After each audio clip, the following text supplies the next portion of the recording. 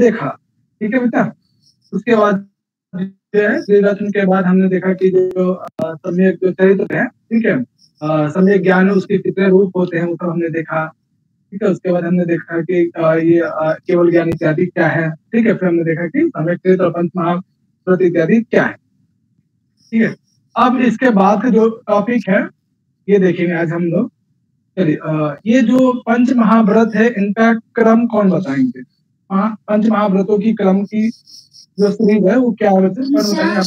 अहिंसा, सुनित, अस्तेय, ब्रह्मचर्य, अपरिग्रह। वेरी गुड, ठीक है। तो पंच महाव्रतों का क्रम याद रखिएगा, साथ ही साथ उसका डेफिनेशन भी। जो भी व्यक्ति इन पंच महाव्रतों का पालन करता है, उनके नियमों को फॉलो करता है, तो वो क्या होता है, उसे क्या प्राप्त होगा? वो मोक्ष प्राप्ति। तो मोक्ष प्राप्ति शब्द का यहाँ पे है, ये जो कोटेशन आप देख रहे हो, जो लाइन आप यहाँ पे देख पा रहे हो, कहीं पे मोक्ष प्राप्ति या मोक्ष शब्द लिखा है क्या? दिख रहा है, दिख रहा है मोक्ष शब्द? मोक्ष शब्द तो नहीं दिख रहा है, इसमें लिखा है मोक्ष कारणम न प्रत्येक। हाँ एक मिनट, तो मैं वो पेन निकाल लेता हूँ। वो पेन जो है ना,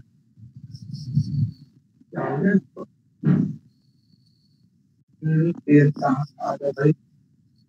अभी कहाँ आ गया? चलो देखो बेटा, हाँ ये जो कोटेशन आप देख रहे हो, ठीक है, इसमें कहीं मोक्ष शब्द की बात की जा रही है, केवल की बात की जा रही है या मुक्ति की बात हो रही है क्या? इसमें कोई पद विशेष, किस पद विशेष को देख के आपको लग रहा है? साधवाय साधन, अव्ययम, ठीक है, यानी महाव्रतानि लोकस्य, यानी जो महाव्रत है, जो भी व्यक्ति इस पंच महाव्रत को पालन करता है वो अव्यय, अव्यय या अक्षय पद, यानी जो कभी समाप्त नहीं हो सकता है, ठीक है। यानी जैन दर्शन में जो अलग अलग मोक्ष या केवल्य की जो अवधारणा है उस विषय में कहा जा रहा है, मुक्ति की बात की जा रही है, ठीक है। उसके प्राप्ति में जो है ये साध्य उसको सिद्ध करता है। कौन? पंच महाव्रत। पंच महाव्रत को जो है याद रखिएगा क्रम से। और इसमें मान लीजिए ये कोटेशन दे दिया जाए, आपसे पूछा जाए, ठीक है, पंच महाव्रत या महाव्रतानि शब्द का तात्पर्य है या ये कोटेशन किस ग्रंथ में प्राप्त होता है, ठीक है। जस्ट नीचे में देखोगे तो ये जो त्रिरत्न है, क्या त्रिरत्नों से मोक्ष की प्राप्ति होती है या सिर्फ त्रिरत्न का कोई एक पार्ट से मोक्ष की प्राप्ति हो सकती है? बताओ, तीनों मिलकर तीनों चाहिए, तीनों चाहिए। हाँ तीनों चाहिए, ऐसा तो नहीं है कि भाई सिर्फ एक से हमारा काम चल जाएगा, ठीक है, ऐसा नहीं। हमें क्या चाहिए? सम्यक दर्शन, सम्यक ज्ञान, सम्यक चरित्र, ये तीनों मिलकर जो है मोक्ष का कारण बनता है। न प्रत्येक एकम, ऐसा नहीं है सिर्फ किसी एक पार्ट से हमें मोक्ष की प्राप्ति हो सकती है, ऐसा बिल्कुल भी नहीं है। ये भी कोटेशन में ये लाइन जो है याद रखें। क्लियर है बच्चा? ये कोटेशन भी समझते हैं इसमें? भैया ये जो सम्यक दर्शन है ना, यहाँ पे सम्यक की जगह पे ककार की जगह पे ककार हो गया है, जलाम दशवंते से। चलो बच्चा, अब हम भैया आपने इसमें ये बताया ना कि जो अव्यय होता है उसमें मोक्ष का अव्यय है। अव्यय पदम, अक्षय पदम, जो कभी समाप्त नहीं हो सकता, जो नित्य है, ये सब उसी के भाव हैं।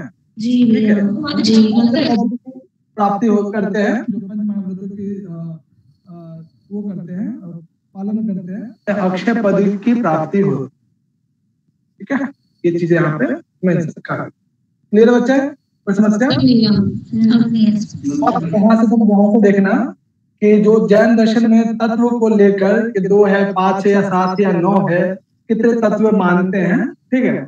तो अगला जो टॉपिक है कि जो पदार्थ जो आपने देखा होगा कि अलग अलग दर्शनों में जो है तरक संग्रह तरभाषा में अलग है, सांख्य कारिका में अलग है, योग दर्शन में अलग है, ब्रह्मसूत्र में अलग है, वेदांत में अलग है, सब में अलग अलग है तत्वों की अवधारणा। यहाँ पे जो है तत्व को लेकर, पदार्थ को लेकर क्या जो है थिंकिंग है इनके ज्ञान दर्शन में, तो इसमें अलग अलग क्या है प्रिंसिपल्स या अलग अलग मत हैं। पहला मत आता है, ठीक है, कि जैन दर्शन में सिर्फ और सिर्फ 2 ही तत्व हैं, एक है जीव, एक है अजीव। और आप इसको जब पढ़ोगे तो लगे अच्छा ये चीज तो इस दर्शन में भी वर्णन है, तो नया क्या है, ठीक है। तो लगभग आप देखोगे तो चीजें वही है, बस एक्सप्लेन करने का तरीका अलग है, उनके कुछ सिद्धांत अलग है, ठीक है। तो पहला मत है कि जैन दर्शन में बस 2 ही तत्व हैं, इसके अतिरिक्त कुछ भी नहीं है। एक तो जीव, एक है अजीव।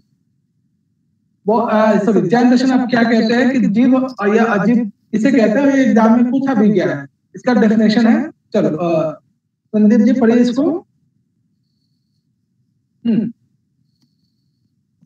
हाँ सर, हाँ पढ़िए इसको। बोधो आत्मक जीव ज्ञान, अबोधो आत्मक अजीव अज्ञान। क्या भाव है बच्चों? जीव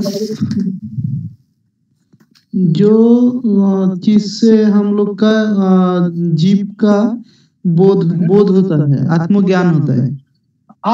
बोधात्मक जो है, जो आपको नॉलेज जो प्राप्त हो रहा है ना, ठीक है, जो वास्तविक नॉलेज है वो जीव है।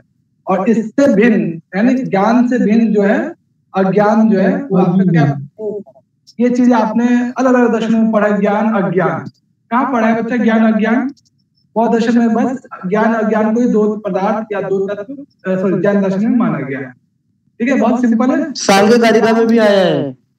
हाँ, सांख्य कारिका में बुद्धि के जो 8 धर्म है, ठीक है, उसी में से आया है। ठीक है बच्चा, तो जो वास्तविक ज्ञान है वो जीव है, जो अवास्तविक ज्ञान है अज्ञान है वो क्या अजीव है। इसका डेफिनेशन बोधात्मक जो जानने योग्य है, ठीक है, जो जाना गया है या जान लिया गया है वो बोधात्मक क्या कहलाता है? जीव। अबोधात्मक जो जाना नहीं जा सकता जो अज्ञान है वो अजीव कहलाता है। इन शॉर्ट आप दोनों चीजें याद रखें। क्लियर है बच्चा? ये पहला मत, इसे कोई डाउट? डेफिनेशन याद रहेगा सब? क्लियर है सर, बोधात्मक जीव, अबोधात्मक अजीव, पहला मत है। दूसरा मत ये कहते हैं, चलो कीला बताना। जो पहला मत है कि जैन दर्शन में दो ही तत्व कौन कौन सा है? बता दो जल्दी। जीव आजीव। जीव किसको कहते हैं? डेफिनेशन बताओ। बोधात्मक जीव, अबोधात्मक आजीव। हाँ, वेरी गुड। चलो दूसरा मत है कि जैन दर्शन में 5 प्रकार के तत्व हैं। ठीक है, चलो डायग्राम दिख रहा है आप लोगों को सही से? चलो यहाँ पे क्या क्या दिख रहा है आप लोगों को? अस्थिकाय, अनस्थिकाय, अनस्थिकाय और अस्थिकाय का 2 भाग है, जीव अजीव। अनस्थिकाय का एक भाग है काल, और अजीव का फिर ये है भाग है आकाश, धर्म, अधर्म और पुद्दल। और इससे हम लोग बोलते हैं कि पंच तत्व।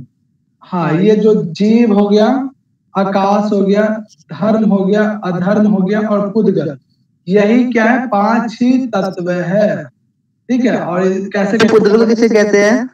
पुद्गल आगे देखेंगे, रूप रस इत्यादि आगे सब इसके बारे में हम लोग जो भी इसमें नया सब दिख रहे हैं ना, सब आपको मिलेगा, पुद्गल आगे मिलेगा, चर्चा भी है। ठीक है, तो दूसरा मत कहते हैं कि जीव, आकाश, धर्म, अधर्म और पुद्गल ये जो है 5 ही तत्व है। इसका बंटवारा देख लीजिए, ये अस्थिकाय, अनस्थिकाय। अस्थिकाय मतलब जो काल से युक्त हो। ठीक है, अस्थिकाय, अनस्थिकाय, जीव और अजीव। ठीक है, फिर अजीव को 2 भागों में बांट दिया। अजीव पे ये इसका मतलब 4 आते हैं। ये टोटल जो है इनको ये 5 तत्व मानते हैं। तो जैसा कि पहला मत आपने देखा जीव अजीव बस 2 ही है। दूसरे मत में जो है 5 तत्व है, जीव, आकाश, धर्म, अधर्म, पुद्गल। इसको भी क्या करना है आपको? क्रम से याद रखना बच्चा। जीव, आकाश, धर्म, अधर्म, पुद्गल। धर्म, अधर्म, आकाश इत्यादि कहाँ पढ़ा है बच्चा? बताओ। तर्क संग्रह, तर्क भाषा, तर्क संग्रह में आकाश, दीप, काल, आत्मा और मन। और एग्जाम में पूछा गया था कि पुद्गल जो तत्व है ये किस दर्शन में वर्णन? ठीक है, तो याद रखिएगा पुद्गल। जहाँ तक मुझे लगता है पुद्गल के विषय में बौद्ध दर्शन में भी आया है। नहीं, वो बौद्ध दर्शन में नहीं। ठीक है, चलो अब इसमें जो आपने पढ़ा कि जो अस्थिकाय जो के 2 भाग थे, जीव और अजीव। जीव के बारे में पहला मत हमने तो देख ही लिया था। अब यहाँ पे जो जीव है, जो 5 तत्व हमने देखा था, उन 5 तत्वों में से पहला जो जीव है, ये जीव भी 2 प्रकार का होता है।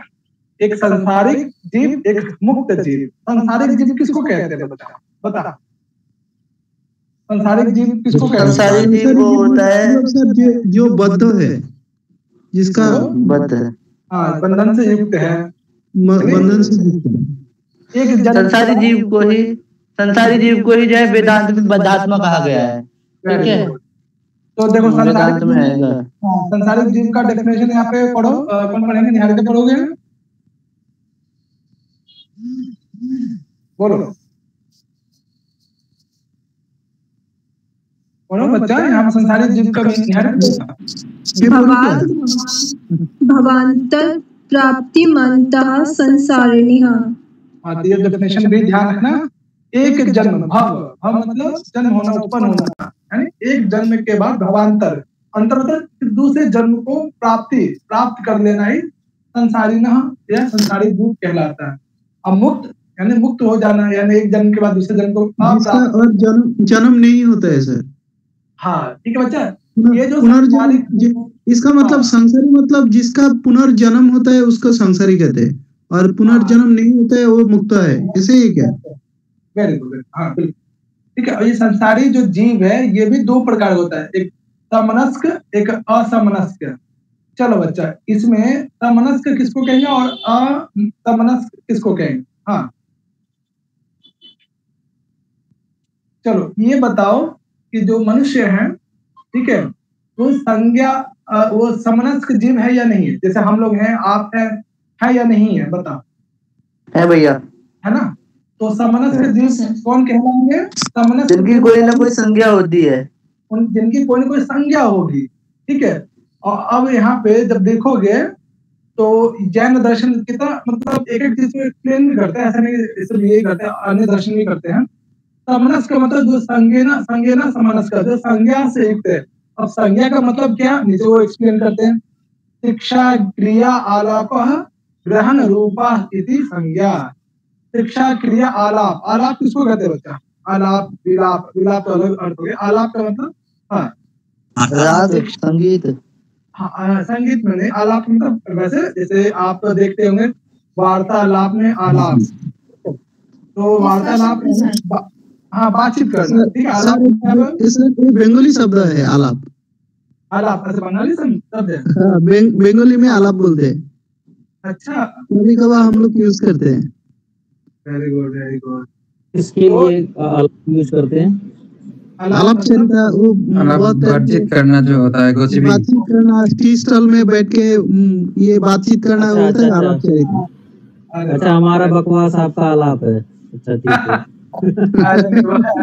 संस्कृत में भी उसको प्रलाप ही कहा जाता है, संस्कृत में भी उसको प्रलाप कहा जाता है। हराला बकवास नहीं होता है ना, जोक सपाट पे बात नहीं कहते, ऐसा नहीं है। हर स्टेट में कुछ ऐसे शब्द विशेष होते हैं जो अदर स्टेट में वो उसके अर्थ अलग हो जाते हैं, ठीक है। या और प्रलाप बंगाली में सर अलग होता है। प्रलाप जैसे इतना तुम्हारे पास पैसा नहीं है इतना प्रलाप मत करो। प्रलाप मतलब होता है क्या बंगाली में?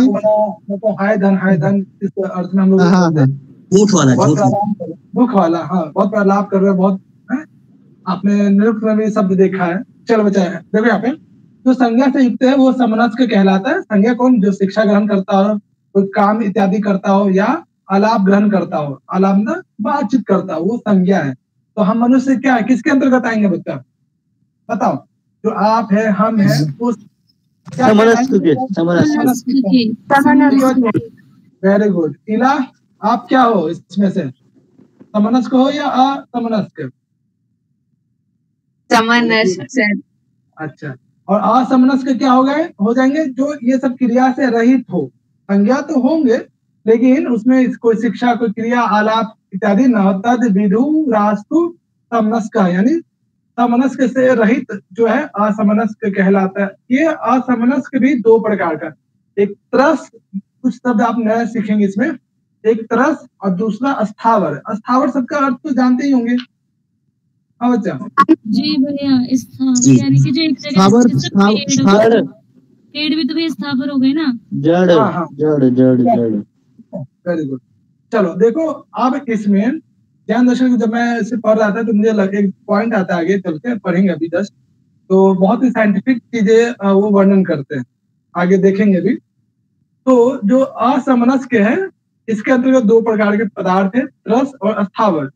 रस कहते हैं वह जीव जो दो इंद्रिय आदि से युक्त हो, ठीक है। दो इंद्रिय वाले जो है, आगे दो इंद्रिय, तीन इंद्रिय, चतुर इंद्रिय, ऐसे करके जो आगे बंटवारा किया गया कि रस वाले जो है ये 4 प्रकार के होते हैं, तो द्वि इंद्रिय, त्रि इंद्रिय, चतुर इंद्रिय, पंच इंद्रिय। तो इतना बढ़िया उन्होंने लिखा है जैन दर्शन, ठीक है, इन्होंने इतना अच्छा सिद्धांत दिया है कि कुछ जीव ऐसे हैं जिनके पास सिर्फ और सिर्फ 2 ही इंद्रिय हैं, कुछ जीव ऐसे हैं जिनके पास 3 इंद्रिय हैं, कुछ जीव ऐसे हैं जिनके पास 4, सिर्फ 4 ही है, 4 से पूरा जीवन यापन करते हैं। जैसे आपने साइंस पढ़ा होगा 10th में, 9th में, उससे पहले भी आपने अमीबा का नाम सुना होगा। हाँ जी भैया, भैया वो अमीबा बनाते हैं, वो जैसे चप्पल होते हैं ना, स्लीपर, उसके आकार का होता है। ठीक है, तो अमीबा क्या है, सिंगल सेल का है, एक सेल वाला है वो। जी भैया, एक सेल का, सिंगल सेल का ही होता है, एक सेल से वो पूरा जो है जीवन यापन पूरा करता है, पूरा जीवन भर। ठीक है, तो इन्होंने क्या ये मैक्सिमम 2 इंद्रिय तक गए, तो 2 इंद्रिय, 3 इंद्रिय, 4 इंद्रिय और 5 इंद्रिय। ऐसे जीव भी है जो इनके पास 2 इंद्रिय हैं, 2 इंद्रियों के माध्यम से वो पूरा जीवन यापन करते हैं। तो तरस नामक जो तत्व है, इसके अंतर्गत इसके 4 भेद होते हैं। पहले इसको समझिए, फिर स्थावर पे चलेंगे। तो जैनवादी कहते हैं कि देखिए भैया, हमारे यहाँ जो असमनस्क है, असमनस्क में जो पहला जीव आता है तरस, वो 4 प्रकार का होता है। तो वो 4 प्रकार कौन कौन है? 2 इंद्रिय वाले जीव, 3 इंद्रिय वाले जीव, 4 इंद्रिय वाले जीव और 5 इंद्रिय वाले जीव। जैसे ये जो है 2 इंद्रिय जिन्हें हम स्पर्श इंद्रिय और रसना इंद्रिय, इन दोनों के द्वारा जो है हम उनसे महसूस कर सकते हैं, देख सकते हैं। या जिनके पास स्पर्श इंद्रिय और रसन इंद्रिय है, वो क्या है, 2 इंद्रिय हैं। जैसे शंख, सीपी और गंडोलक। ये गंडोलक शब्द मुझे पता नहीं ये क्या होता है, एग्जाम्पल में जो दिया होता है मैंने ऐड कर दिया, यदि आपको कुछ पता चलता है बता। कभी आप शंख और सीपी वगैरह को देखा है? ओरिजिनल में जो शंख के अंदर एक जीव होता है, देखा है क्या आप लोगों ने? छोटे वाला देखा है जो समुद्र के पास होता है ना। हाँ सर, एक जो सत्यनारायण की कथा में बजाया जाता है। हाँ, वो एक्चुअली उसके अंदर जीव रहता है, जीव जो है अपना कवच निकाल देता है। कभी यूट्यूब पे देखना कि ओरिजिनल जो शंख है कैसे उसका निर्माण और कैसे बनता है, वो जो अपना कवच कैसे निकाल देता है। ठीक है, तो जो शंख, सीपी जो है, सीपी को भी देखोगे ना तो ऐसा आप जो पहनते हो वो सीपी ओरिजिनल में देखो कैसे। हाँ, सिप्पी देखा है भैया, वो यूट्यूब पे, उसमें ना उसके मांस में से वो मोती निकाले जाते हैं, वो सिप्पी तो होता है, सांस, जी सांस लेते हैं। उसके पास सिर्फ और सिर्फ 2 इंद्रिय ही होते हैं। एक तो स्पर्श इंद्रिय। स्पर्श इंद्रिय क्या है बताओ किसको कहेंगे स्पर्श इंद्रिय? त्वचा जो है रसन इंद्रिय। रसन इंद्रिय कौन सी है बच्चा? जीवा। यानी शंख, सीपी और गंडोलक जो है, इनके पास 2 ही इंद्रिय हैं। ऐसे जीव 2 इंद्रिय रस कहलाते हैं। दूसरा है त्रि इंद्रिय, यानी जिनके पास 3 इंद्रिय हैं, जैसे स्पर्श इंद्रिय, रसन इंद्रिय और घ्राण इंद्रिय। चलो चींटी के विषय में बताओ, चींटी और जोक बताओ, इनके पास कैसे है स्पर्श इंद्रिय, रसन इंद्रिय और घ्राण इंद्रिय? चींटी को तो जानते ही हो सर। घ्राण ले लेके चींटियां ना घ्राण ले लेके आ जाता है कि कहाँ पे शक्कर पे जब बैठती हैं सर तो वो रस हो जाता है, जब उसे पकड़ती हैं तो स्पर्श हो जाता है, तो तीनों हो गया सर। ठीक है, त्वचा भी है उसके पास, जीवा भी है, ठीक है, और घ्राण इंद्रिय, नासिका भी है।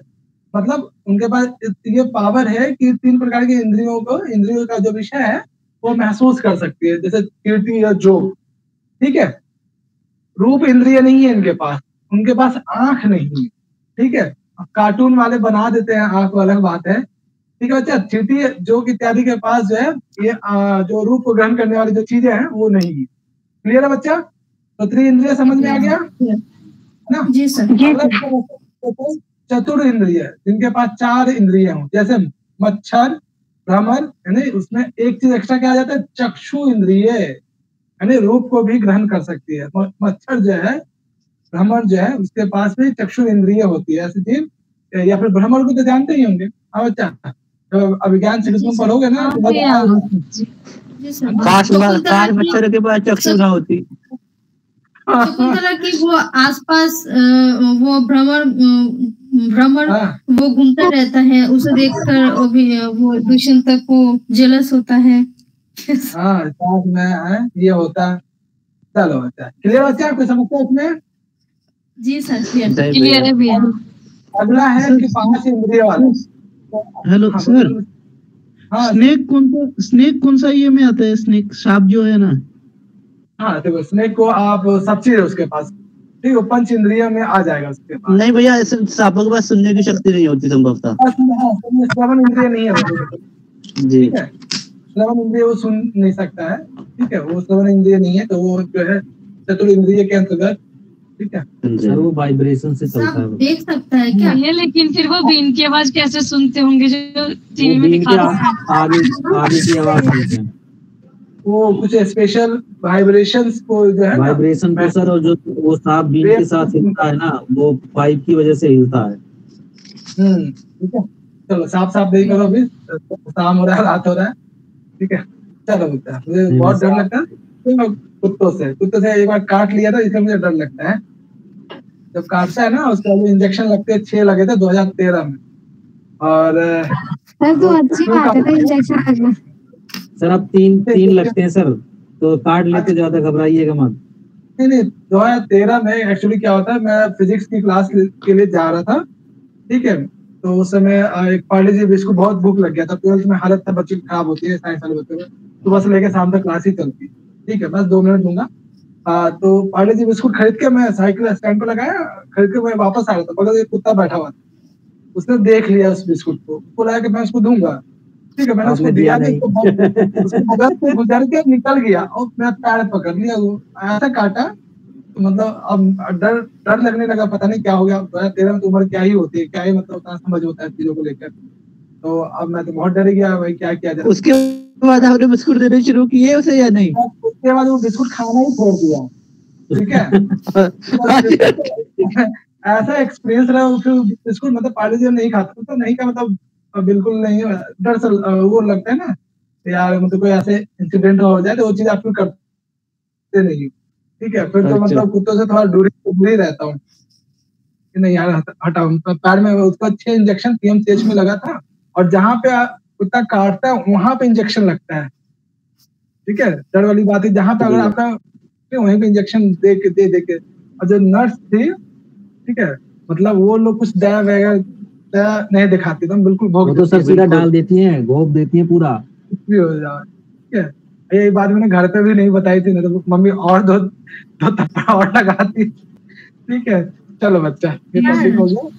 हाँ सर, मैंने सुना है कुत्ता ने अगर काट लिया है और अगर अच्छे से ट्रीटमेंट नहीं किया है तो पेट में कुत्ते का बच्चा हो जाता है, ऐसा है क्या? नहीं बिल्कुल भी नहीं इलॉजिकली है ये चीजें। ये क्या है, 10 साल के बाद उसके मुंह में जो रेबीज नामक वायरस है वो एक्टिव हो जाता है आपके बॉडी में, तो आपका बिहेवियर और आप पानी से डरने लगेंगे, काफी हद तक जो चीजें आप लॉस हो जाती है चीजें, ठीक है, बहुत सारी चीजें इसमें रेबीज वायरस जो है ना एक्टिव हो जाता है, तो आप उसके जैसे व्यवहार करने लगेंगे, पानी से डरने लगेंगे। सर जलातंक रोग हो जाता है ना? हाँ बिल्कुल, ठीक है, जलातंक। हाँ चलो बच्चा, ये अभी हम लोग टॉपिक देखा कि त्रस नामक जो है वो 4 प्रकार का होता है, वो असमनस्क है, और दूसरा हमने देखा अस्थावर, जो स्थिर रहता हो, यानी अपने अक्ष पर भी स्थिर रहता हो, जैसे वनस्पति हो गया, ठीक है। इन्होंने पृथ्वी, तेज, अप और वायु, इनको अस्थावर माना है, ठीक है। क्यों? इनका कोई शिक्षा, क्रिया, आलाप इत्यादि नहीं हो, संज्ञा युक्त नहीं है, इस रूप में अस्थावर है, स्थिर रहते हैं। जैसे वनस्पति इत्यादि को तो आप सब देख सकते हो, समझ सकते हो, और ये चीज आप मनुस्मृति में भी पढ़ेंगे, वनस्पति क्या है, लता क्या है, वृक्ष क्या है, ठीक है। तो हालांकि पृथ्वी को जो है स्थावर नहीं मानना चाहिए, मेरा ऐसा मानना।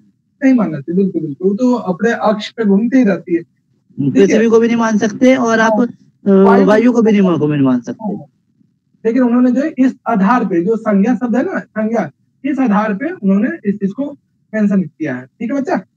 चलो, हर दर्शन में आप देखोगे तो कुछ न कुछ लगेगा, आप उसे विरोधाभास उत्पन्न हो सकता है, तो आप अपने तर्क वितर्क के द्वारा उसके खंडन मंडन कर सकते हैं। अब इसमें जो आपने देखा कि जो अस्थावर है जीव, जैसे पृथ्वी का क्या डेफिनेशन है, या पृथ्वी का क्या निर्वचन है निरुक्त में, पता बच्चा लोग?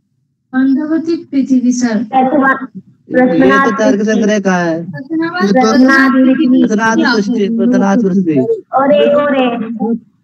पृथ्वी तो आहू। हाँ वेरी गुड। और कुछ है पृथ्वी का लक्षण? जी यत् दूरं गतं भवति। हाँ, वेरी गुड वेरी गुड, ठीक है। चलो बहुत बढ़िया प्रियंका। तो देखो आपने देखा क्या कि जैनवादी जो लोग होते हैं श्वेतांबर वाले, ठीक है, वो जो आगे जब भी चलते हैं तो वो कुछ करते हैं, हाथ में उनके पास एक झाड़ू होता है, वो आपने देखा है क्या कभी? तो जब भी आगे चलेंगे, हाँ भैया वो आगे झाड़ू मारते हुए चलते हैं। हाँ, जैसे जैसे वो आगे जाते हैं वैसे वो झाड़ू लगाते हैं, फिर आगे जाते हैं, झाड़ू लगाते हैं, आगे जाते हैं। लेकिन वो तो उनके लिए करते हैं ना जो कपड़े नहीं पहनते हैं, शायद वो पीताम्बर होते हैं सर। श्वेतांबर जो हाँ जी, श्वेत वस्त्र को धारण करते हैं, श्वेतांबर। और दिगंबर जो नग्न अवस्था में रहते हैं। हाँ भैया, ये मैंने रोड पे देखा था, वो जो दिगंबर होते हैं जो वस्त्र धारण नहीं करते, तो उनकी जब रेली निकलते तब वो झाड़ू लगाते हैं, और एक जना उनकी पंखे से हवा करता ताकि मक्खी भी ना बैठे उनके शरीर पे या आसपास, तब वो उनकी रेली निकल के जाती है। हाँ ठीक है, तो वहां पे ठीक है, जैन दर्शन पृथ्वी क्या है? मार्गगत धूलि पृथ्वी, जो रास्ते की जो धूल है वो पृथ्वी उनके लिए है। ठीक है बच्चा, कोई डाउट इसमें? पृथ्वी का लक्षण यहाँ पे याद रहेगा, सत्य असत्य के फॉर्म में पूछ दिया जाए तो कर लोगे? बोलो बच्चा। जी भैया। है ना? चलो अगला देखो, पृथ्वी हो गया, अब पृथ्वी का है। चलो इसको पढ़ो।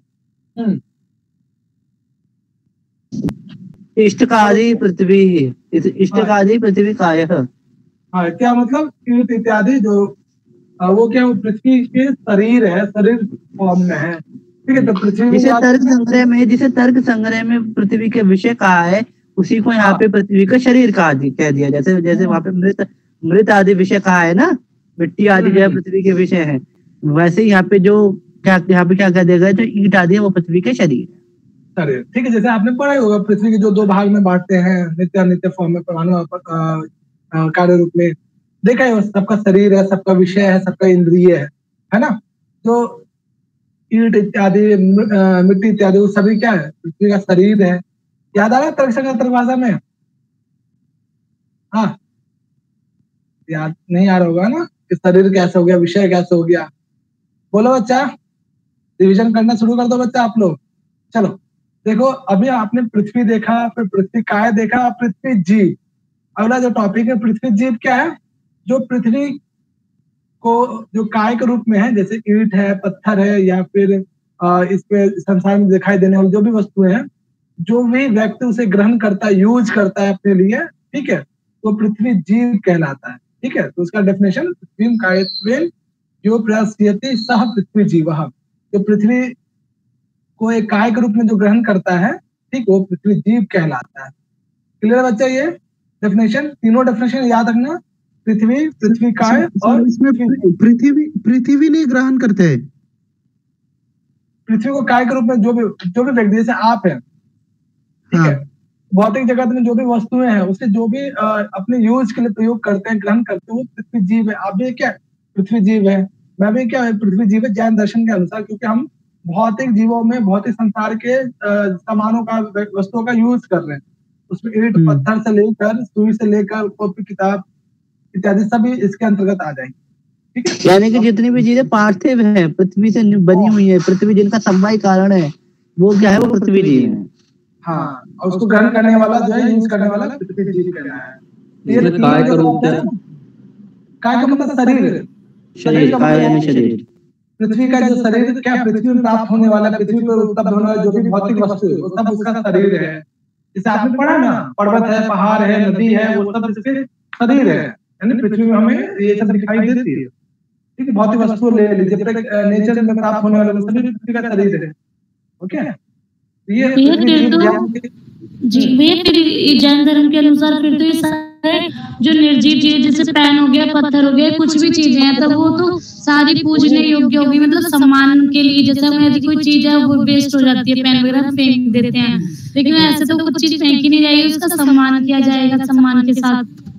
बिल्कुल करना चाहिए।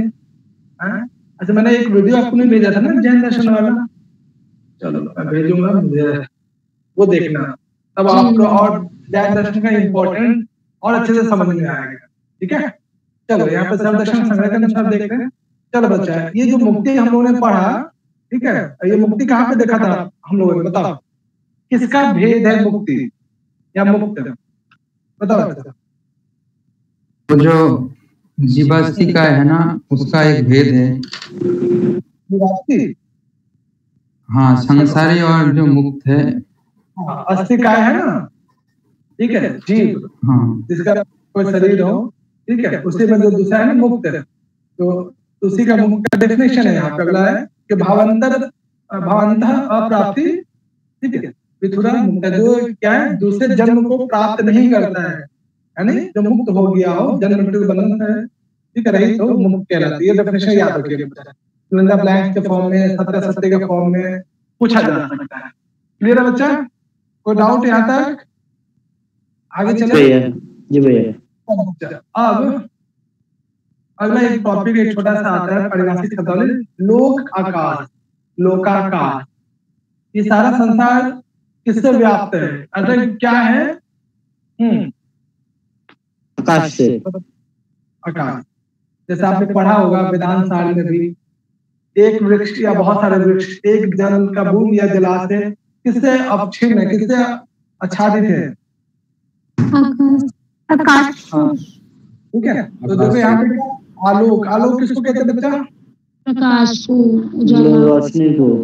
हाँ, उस आकाश में कोई ना कोई प्रकाश होता है, प्रकाश होता है, आलोक होता है, रोशनी होती है ना, ठीक है। तो वो आकाश क्या है? वो आकाश, यानी आकाश किससे प्रकाश से युक्त हो, वो पद क्या कहलाता है? लोकाकाश, ठीक है। यानी आलोक से, प्रकाश से, रोशनी से युक्त आकाश क्या कहलाता है? लोकाकाश कहलाता है। ये डेफिनेशन पारिभाषिक शब्दावली में आपको याद रखिएगा। बच्चा, कुछ पारिभाषिक शब्दावली इसमें भी, जैसे आपने बहुत दशक में पढ़ा, वैसे इसमें भी आपको याद रखना। क्लियर है यहाँ तक? छोटे छोटे शब्द हैं। हाँ बच्चा? जी भैया, क्लियर है। हाँ, अब इसमें एक शब्द और आता है, अवगाह, ठीक है, एक पारिभाषिक शब्दावली इसमें भी, अवगाह, जो जैन दर्शन में है। चलो कामिनी पढ़ने इसको। अन्येषु प्रदेश मध्ये अन्यः वस्तुनः प्रवेशः अवगाह। हाँ, क्या मतलब है बच्चे? कोई आइडिया? और एग्जाम्पल यहाँ पे आकाश का कार्य। प्रत्येक वस्तु किससे युक्त है बताओ? ऐसा क्या है जहाँ पे वो चीज नहीं है, वो उससे युक्त नहीं है, उससे आच्छादित नहीं, या उसके ऊपर वो कवर्ड फॉर्म में नहीं है? ऐसा कोई वस्तु है जिसके आकाश से क्या है? प्रत्येक वस्तु संसार में जो कुछ भी है वो सभी आकाश से आच्छादित है या नहीं? बताओ जी। अवगाह क्या होता है कि एक वस्तु, जैसे अभी हम लोग यहाँ बैठे हुए हैं, ठीक है, तो क्या आकाश से युक्त है, आकाश से आच्छादित है। तो अवगाह क्या होता है? अन्य वस्तु प्रवेशम अध्य अन्य वस्तु न प्रवेश। एक वस्तु के मध्य में कोई दूसरे वस्तु का प्रवेश हो जाना, वो अवगाह कहलाता है। ठीक है बच्चा, ये डेफिनेशन याद रहेगा? बोलो बच्चा, कोई समस्या? जी भैया। चलो, अभी हमने जो पारिभाषिक शब्दावली पढ़ा, एक अवगाह पढ़ा, लोक आकाश पढ़ा, मुक्त पढ़ा, पृथ्वी जीव पढ़ा, पृथ्वी काय पढ़ा, तो पृथ्वी देखा, ठीक है, फिर हमने स्थावक देखा, फिर हमने देखा कि 5 तत्व कौन से हैं, 2 तत्व कौन से हैं। इसे में हमने देखा कि पुद्गल, ये पुद्गल क्या होता है आगे आप हम लोग देखेंगे। देखो तो जितना भी पारिभाषिक शब्दावली इसको ध्यान रखिएगा। चलो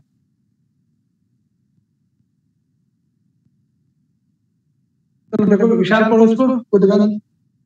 आप ही का प्रश्न था ना कि पुद्गल क्या होता है? जी पढ़ता हूँ। स्पर्श रस गण्य वर्णवन्तः पुद्गलः। तो इसमें कह रहे हैं, कोई आइडिया इसमें लग रहा है क्या क्या दिख रहा है बच्चा? और इसमें गंध है ना, स्पर्श रस गंध वर्ण, स्पर्श और गंध। हाँ, यह जो है देखोगे, हाँ, स्पर्श रस गंध वर्ण वन्तः इति पुद्गलः। हाँ, पुद्गल वह है जिसमें स्पर्श हो, जिसमें रस हो, जिसका कोई ना कोई गंध हो, कोई ना कोई वर्ण हो। वर्ण का मतलब क्या? बताओ। देख सके रंग हो गया जिसका। रंग का मतलब रूप। तो यानी पुद्गल जैन दर्शन में कहते हैं कि जिस वस्तु विशेष का स्पर्श हो, रस हो, गंध हो और कोई वर्ण हो, वही पुद्गल है। क्लियर है बच्चों? यानी कि जो हमारे 5 विषय होते हैं, उसमें केवल शब्द को छोड़ के इन्होंने जो है चारों को ग्रहण कर लिया है।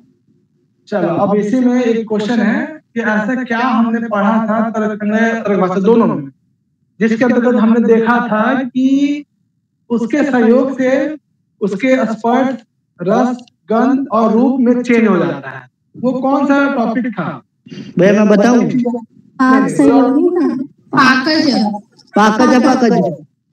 पाकज तेज संयोग, तेज संयोग, पाकज तेज संयोग, पाकज रस, गंध और स्पर्श चेंज हो जाता है सर। रूप, रस, गंध, बस तीन स्पर्श रूप, स्पर्श, गंध, ठीक है। और कुछ रूप, रस, स्पर्श, ये चार। तो वही चीज यहाँ पे दिख रहा है आपको? जी भैया वही चीज है ना। तो बस वहाँ पे अलग तरीके से बस दूसरे कॉन्सेप्ट में, दूसरे संदर्भ में वर्णन है, यहाँ पुद्गल तत्व के रूप में माना गया है। ठीक है, वहाँ पे हमने देखा है कि तेज के सहयोग से चार चीजें बदल जाती है जिसकी वस्तु में वो पाकज कहलाता है। जैसे हमने आम का एग्जाम्पल देखा था, कच्चा आम, पका हुआ आम क्या है? एक पाकज है। ठीक है, तो यहाँ पे क्या पुद्गल क्या है? जो वस्तु में जिस चीज में इन चारों गुण हो वो पुद्गल कहलाता है। ये पुद्गल भी दो फॉर्म में होते हैं।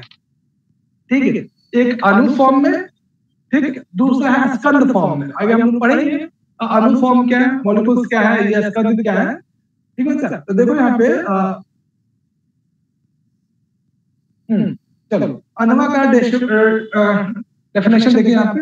चलिए नीतू पढ़ना है इसको, रुको कौन नहीं पढ़ा इसको? हाँ दीपिका पढ़ोगे? जी भैया। हाँ पढ़ो। ये भोग भक्षक्या अणुहा। हाँ अनोहा या अनु किससे? जिसका भोग अशक्य है, इसका भोग नहीं किया जा सकता है। ठीक है, और बहुत सारे अणु जो है मिलकर, ठीक है, यानी दो अणु का आपस में मिलाते हैं तो स्कंद बनता है। ये चीज आपने किस में देखा था? तर्क संग्रह, सॉरी तर्क भाषा। क्या था टॉपिक का नाम? क्या था वो टॉपिक का नाम याद नहीं, लेकिन तर्क भाषा में देखा था। हाँ कौन बताए? परमाणु सिद्धि करके था, दो परमाणु बनते हैं। विनाश क्रम, उसमें हमने देखा कि दो परमाणु को मिलाते हैं तो क्या बनता है। ठीक है, उसके बाद हमने देखा था कि दो अणु को मिलाते क्या बनता है, त्रय अणु को मिलाते क्या बनता है, इसी प्रकार से पृथ्वी इत्यादि बनता है। ठीक है ना। तो यहाँ पे क्या है, जैन दर्शन में अणु क्या है? भोग्यम अशक्य है, जो जिसे भोग नहीं किया जा सकता, जिसका उपयोग नहीं किया, भोग नहीं किया जा सकता है, वो अणु कहलाता है। और इसी चीज को केमिस्ट्री के या साइंस के लैंग्वेज में कहोगे, जो मॉलिक्यूल्स आपने पढ़ा होगा 9th में। ठीक है, तो मॉलिक्यूल्स बड़ा है या एटम बड़ा है? बताओ। सबसे छोटा है भैया, मॉलिक्यूल छोटा है। नहीं, मॉलिक्यूल बड़ा होता है। तो मॉलिक्यूल बड़ा होता है, एटम छोटा होता है। एटम यानी परमाणु। हाँ बच्चे कौन बताएंगे? प्रियंका बताओगे? प्रियंका नौ मिलकर तो परमाणु बनता है भैया। बोलो।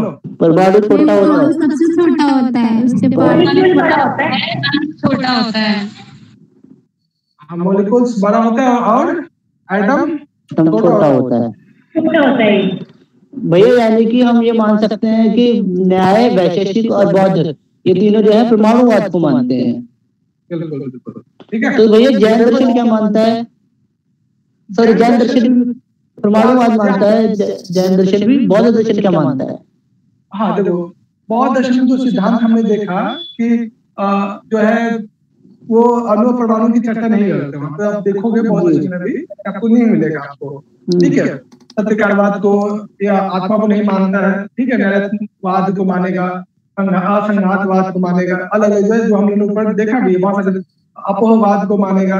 ठीक है, ऐसे लगभग 18-20 सिद्धांत है उनके। ठीक है, लेकिन कहीं भी वो परमाणु के संदर्भ में चर्चा नहीं करते, जैसे जैन दर्शन में वर्णन है। ठीक है, तो अणुवा या अणु क्या है जिसका उपभोग नहीं किया जाता, और स्कंद क्या है? 2 अणु, 3 अणु, त्रय अणु, चतुर अणु, पंच अणु, इनका जो समूह है, एक से अधिक जो अणु जहाँ पे भी बनते हैं वो स्कंद कहलाते हैं। तो ये जो अणु का आद्य स्कंधा। ठीक है, तो ये उद्गल के 2 भाग है, एक अणु फॉर्म में, एक स्कंद फॉर्म में। अणु क्या है? ठीक है, जिसका उपभोग नहीं किया जा सकता, और स्कंद 2 से अधिक अणु जो आपस में मिलते हैं स्कंद बनाते हैं। अब ये बताओ, स्कंद को तोड़ोगे तो क्या बनेगा? बोलो। बनेंगे भैया। यहाँ पे ये कोटेशन को थोड़ा सा याद रखना, ठीक है। यदि स्कंदों को अलग अलग करेंगे, ठीक है, तो अणु उससे उत्पन्न होंगे। ये कोटेशन थोड़ा सा ध्यान रखना। और बहुत सारे अणुओं को आपस में जोड़ेंगे तो क्या उत्पन्न होगा?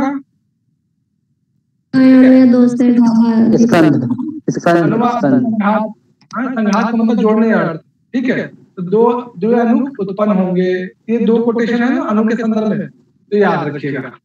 कल फिर हम लोग देखेंगे कि जैसे कि हमने देखा कि पुद्गल में जो है ये जो है 4 चीजें होती है, स्पर्श, रस, गंध और वर्ण, वो ठीक है। तो ये जो है पुद्गल जो हमने देखा, तो कल हम लोग देखेंगे कि जैन मत के अनुसार स्पर्श कितने प्रकार का होता है, ठीक है। उसके बाद रस कितने प्रकार का होता है, गंध कितने प्रकार का होता है, वर्ण कितने प्रकार, ये सब चीज हमने वहां भी पढ़ा है। कहाँ पढ़ा बताओ? ये जो है जैन दर्शन में 8 प्रकार का होता है। तो तर्क संगत भाषा में हमने देखा था क्या स्पर्श कितने प्रकार का होता है? जी सर, स्पर्श देखा था। कल हम लोग बात के जो टॉपिक है करके आना, ठीक है। कल फिर हम लोग उसको देखेंगे आगे कि तीसरा मत क्या है, 7 पदार्थ क्या है, 9 पदार्थ क्या है। इसको कल हम लोग कंटिन्यू करते हैं। अभी मुझे लगता है तर्क संग्रह में स्पर्श के जो केवल 3 भेद बताए गए हैं, उष्ण शीत और अनुष्णा शीत, ठीक है। तो इसको हम लोग कल देखेंगे, ठीक है बच्चा। तो अच्छे से जो है हाँ वो लोग पढ़ा रहे हैं, ठीक है बच्चा। हाँ बोलो भैया। सर मेरा एक मन में एक क्वेश्चन था। हाँ जो जैन मतावलंबी है ना, जैन मत